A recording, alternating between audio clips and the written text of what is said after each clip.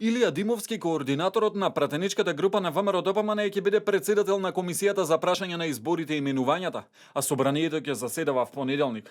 Ова е договорот по тридневната консултација кај председавачот со конститутивната собраниска седница Трајко Велјановски. Димовски рече дека СДСМ со својата отстапка прифати дека е губитник на изборите, а собранието ќе продолжи да функционира.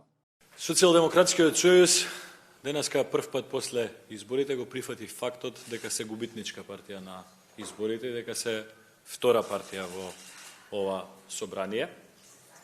Од тука председателското место во комисијата кој што го доби ВМРО-ДПМН и 6 членови во комисијата не се добар гест од страна на СДСМ, туку се правила и пракса која што во собранието функционира 25 години.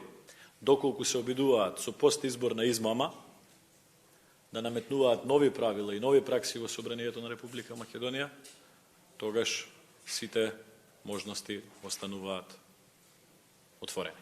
Од СДСМ вела дека дале согласно за составот на комисијата, како и нејзиниот председател да доаѓа од редовите на ВМРО-ДПМН, со цел законодавниот дом да се стави во функција. Ние прифативме да председателот на комисијата биде од ВМРО-ДПМН, се со цел да се откочат процесите во Република Македонија, да профункционираат демократските тенденции, се со цел да не биде заложници граѓаните, ниту законодавниот дом на било кој политичар или политичка партија, и на тој начин сакаме да го ставиме во функција Собранието на Република Македонија како највисок представнички дом на граѓаните на Република Македонија.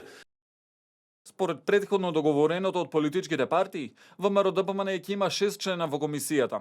СДСМ 5, а ДУ и БЕСА по 1 член.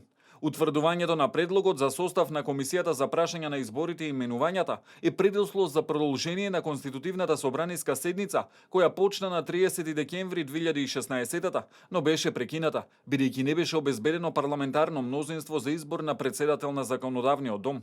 В понеделник единствена точка на дневен ред ќе биде изборот на комисијата.